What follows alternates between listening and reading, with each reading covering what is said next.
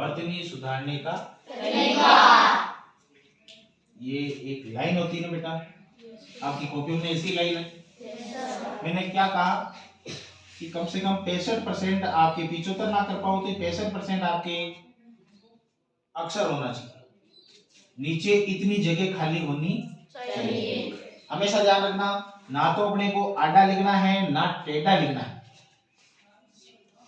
किसी की आदत होती है कि अक्षर को मैं ऐसे लिखते हैं, किसी की आदत होती है कि अक्षर को ऐसे लिखते हैं। हमेशा अक्षर को सीधा लिखना चाहिए। हमने मांगियो पहली चीज क्या सीखी अपन ने, अक्षर को हमेशा सीधा लिखना चाहिए। लाइन का 65% अपने को भरना है, बाकी 35% क्या करना चाहिए, खाली। समझ गए? अरे समझ में आ गया? अब वापस देखो, ये लाइन है, मैंने लिखा महान। अब जैसे मैंने मैं लिखा, मैं चाहे मैंने छोटा लिखा हो बड़ा लिखा हो, जिस प्रकार साइज में की है वैसे की वैसे हे की भी होनी। समझ गए? ना तो मैं से बड़ा है होना चाहिए और ना छोटा न। अब देखो इसमें मैं और हे के बीच में गैप है और आ की मात्रा के बीच में भी गैप है, हा और ने के बीच में भी गैप है। दूसरी चीज क्या सीखी कि सर अक्षरों के मध्य या बीच में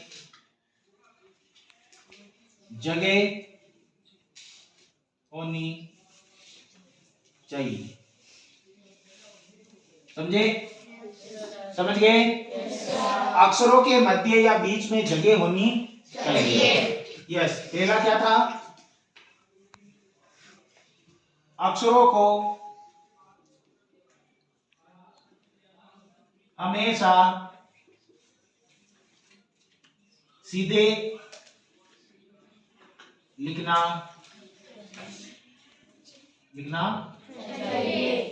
क्लियर? समझ गए? पहली चीज, अक्षरों को हमेशा सीधा लिखना चाहिए, ना तो आड़ा लिखना है ना टेढ़ा लिखना है। अरे समझ गए कि समझे? अक्षर की कॉपी, तुम्हारी कॉपियों में सबके लाइनें होती है। लाइनें बनाने की जरूरत नहीं होती ना?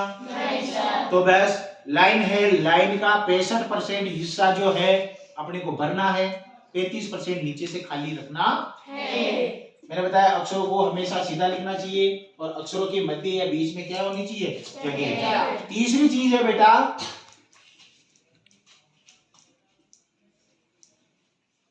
मात्रा लगाते समय ऊपर की ओर गांठ होना जरूरी है।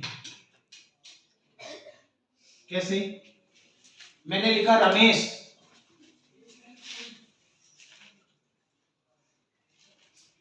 ये क्या लिखा मैंने क्या लिखा है, क्या लिखा मैंने? अब देखना, रे और मैं के बीच में जगह है, मैं और से के बीच में भी जगह है। अब देखो, किसी किसी की आदत होती है ऐसे मात्रा लगानी, होती है, ये गलत। मात्रा हमेशा गांठ लगी होनी चाहिए। समझ आ गया? दूसरी बात, मात्रा लगाते वक्त भी बेटा बहुत जनों की आदत होती है इतना सा लगाना,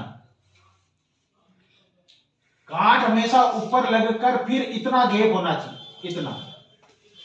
समझ गए? गांठ लगाने का भी ध्यान होना चाहिए।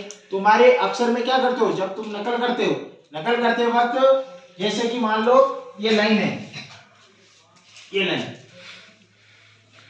लिखो, मेरा भारत महान है, ये लिखा। मैंने कहा बेटा पास में लिखो।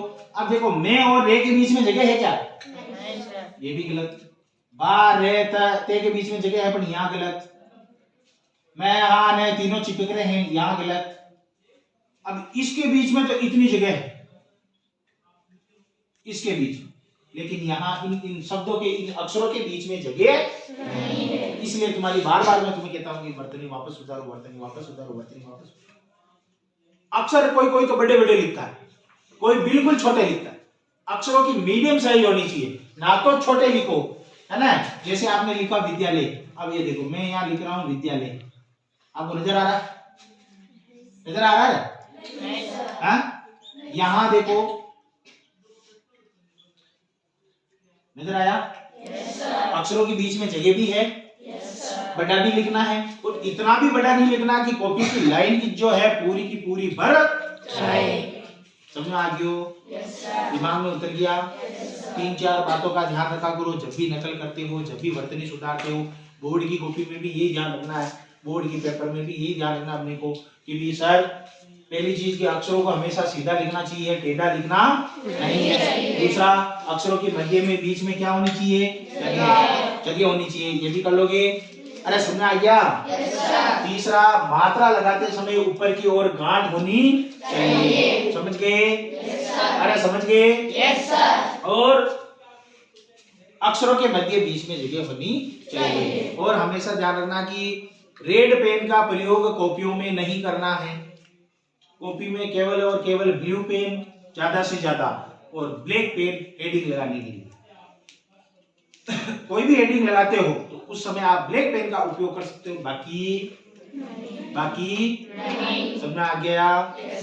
बोले कृष्ण कन्हैया लाल की जय।